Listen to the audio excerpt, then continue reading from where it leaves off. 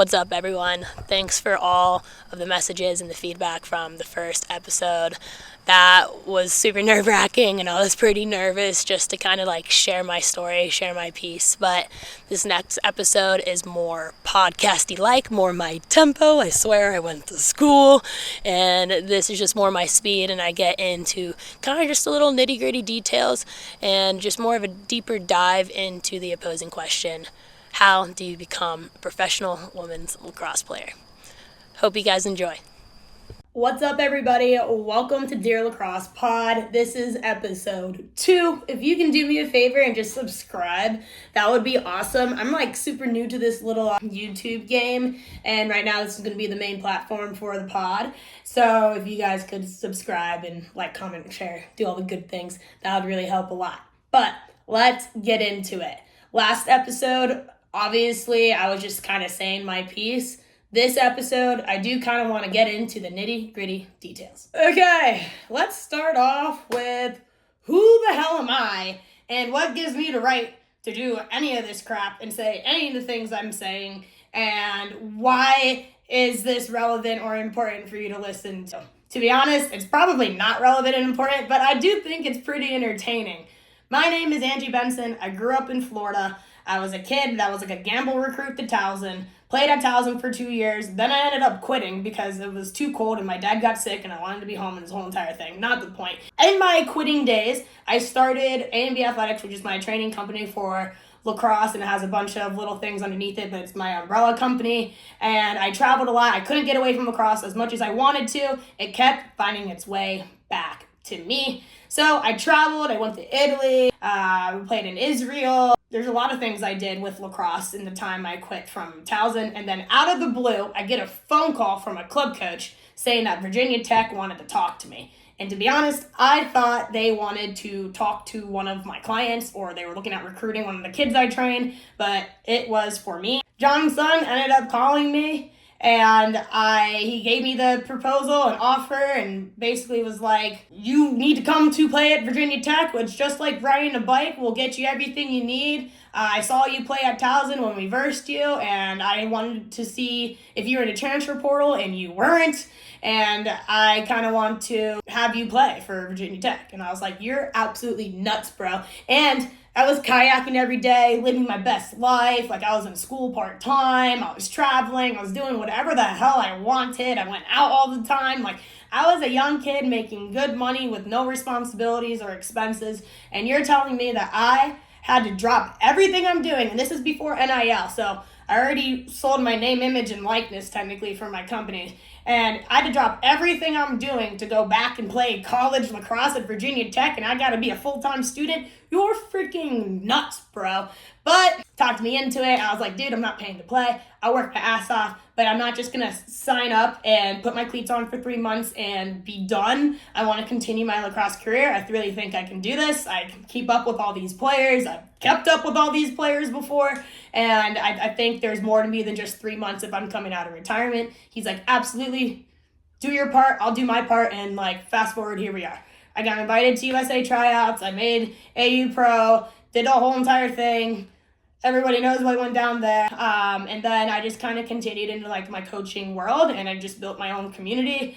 And I have a club team. I train kids virtual training. I do a lot of recruiting, and I'm just still super involved in lacrosse. Still pays my bills, even though I don't actually play. So here we are, and now I have a podcast. So that is where we're at. That's the long story short. But now we're going into what is Dear Lacrosse, and Dear Lacrosse is so many things to me. Right now it's a podcast, but when it started, I started Dear Lacrosse as a message to lacrosse. I wanted to get my message and my story out, and it was a really hard time, and I would say socially in 20, it was a very difficult time for a lot of different reasons, and I wanted to make a conversation that wasn't necessarily easily digestible conversation digestible. I wanted more people to hear it. I wanted the people on our sport to hear it. And that is why I created Dear Lacrosse. I wanted to be like Dear Lacrosse, and then anybody can say whatever they want, how they feel, their concerns, their needs, their happiness, their gratitude, whatever it is. But the blank is yours, and that's kind of what it turned into be, and it was awesome. A lot of people sent in their messages and really spelled out what lacrosse meant to them and how lacrosse has helped them, and that was cool. So then I started selling shirts and apparel. I couldn't do it during college. Well, I did do it during college, but I had to be behind the scenes. I couldn't have my name or anything around it because of NIL. This wasn't past then. But then in my pro life, I put my name all over it and started selling shirts. And then at some point, I started raising money. Some programs went through some situations. I wanted to raise money for those programs. I didn't raise that much, but I put my money where my mouth was, and I sold a bunch of shirts and donated to the programs. And now I just want to create kind of the same community. I want a space where people can just say whatever the hell they want in lacrosse, because we are in a sport where we are a little soft, in my personal opinion. And it's hard to treat it like every other professional sport out there when we get our feelings hurt all the freaking time because somebody's sharing their experiences. So that is what Dear Lacrosse is. I just want to sit here and talk about the new moves in lacrosse, talk about life things, my life, other people's lives. But yeah, that's that.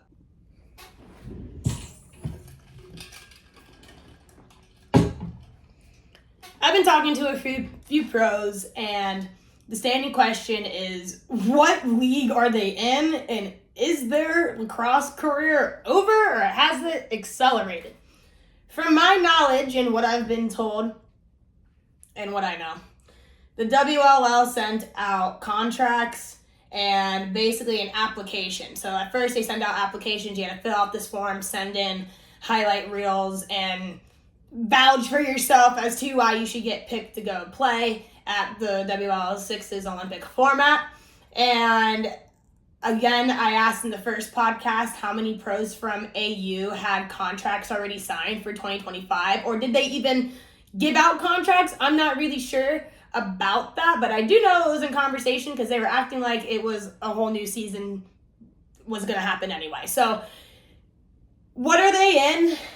I'm not sure, but I do think low-key, and I take this with a grain of salt, we have some sugar daddy issues in women's lacrosse.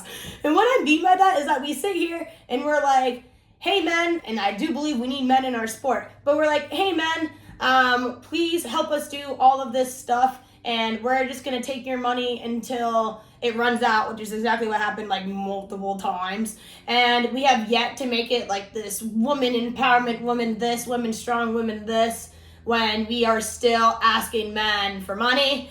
And how the hell are we making the money back if we're constantly just picking from the same pot? We're always picking from the same pot. So I don't know how we're gonna sit here and expand new audience, new fans to the sport. I do think the PLL has done a decent job on exposing it to other sports, but for specifically women's lacrosse, since we just changed the game completely, you went from a lot of people to not a lot of people on the field. You went from a big field to a pretty small field. We just changed the professional game completely.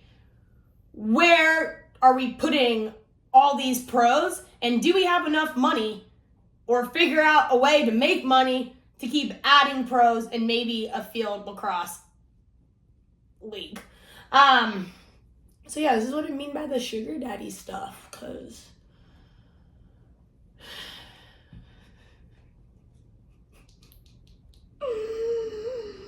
this is why I'm getting canceled. But yeah, that do you disagree? Write in the comments if you disagree. We got to figure out as actual players, how do we generate revenue? How do we keep reoccurring money? How do we get new fans? And I think people are trying to do that, but we haven't had anything successful last for more than 3 to 4 years. Ever. What is this? Our 5th league, 6th league? This is rough.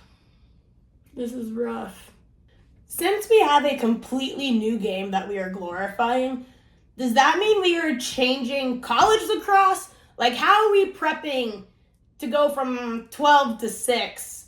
How's that transition? I will say sixes is not really a specialty position sport. I've never heard a goalie that's like, yeah, bro, I love sixes. I never heard a true defender be like, yeah, dude, I freaking love it. I never heard a true attacker be like, absolutely, I actually have to ride now. So I don't know where we're going. And translating the field game, the sixes, with the women's rules with no contact out. Now I think box lacrosse, women's box lacrosse, super sick. Super freaking sick. There needs to be more talk about it. We literally have chicks just hitting each other. Like, that is what sells, unfortunately. But that is, like, super cool. And I don't think the women's field game should go into that type of contact. But the fact that we have a women's game with that much contact, sick.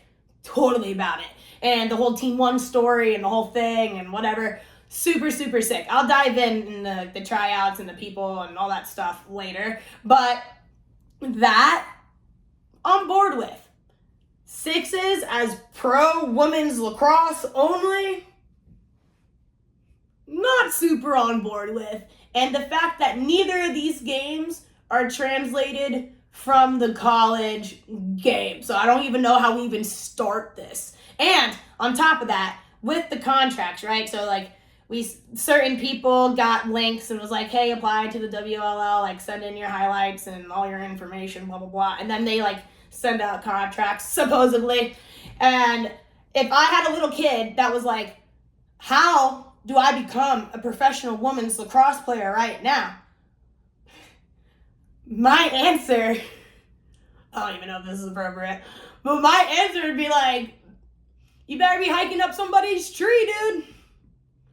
Yeah, hike up somebody's tree. You better date somebody that is doing well. Like, you better know somebody to know somebody. Somebody better be vouching for you inside there, because there is no actual tryout merit, whatever. And we can't sit here. We have the best of the best when we have world lacrosse, and there's a lot of other countries that have other medals and top leading scorers in tournaments and world lacrosse. Like, that's a whole nother conversation. That's a whole different game. We have the world's lacrosse game, which is completely different from the Olympic sixes. So what are we doing, and how are we advertising this to our, like, what do we teach our youth? What do we teach our youth? How do you get here? Like, ugh. It makes me so sad and disappointed sometimes. But yeah, this is what I mean. I'm just waiting for one chick to sit here and be like, this is what's gonna work. And I'm just waiting for that day. So, in conclusion, I do have a ton of questions on the trajectory of women's lacrosse. But also, at the same time, I do have a lot of solutions or things that I think could solve a lot of problems that we are facing with the growth of the game. I just wish somebody would hear me out. So yeah, that's the tea for this episode. Where the hell are pros going? How many pro careers have been crushed? Are roster sizes truly limited? How do you become a pro? Let me know your thoughts in the comments. Again, like, subscribe, share, whatever you need to do to help this podcast grow. If you like kind of just what I say about lacrosse. I think the solo vibe is where I'm going. I'm going to keep it there. I will bring on guests, but I feel like there's just so much stuff I can dive deep in solo. Might as well just do it. Next episode, I want to get into the women's lacrosse rules and changes, and how it changes every year, and how it's stupid, and how you can literally just lose a game and then propose rules. So would love to dive deep into that.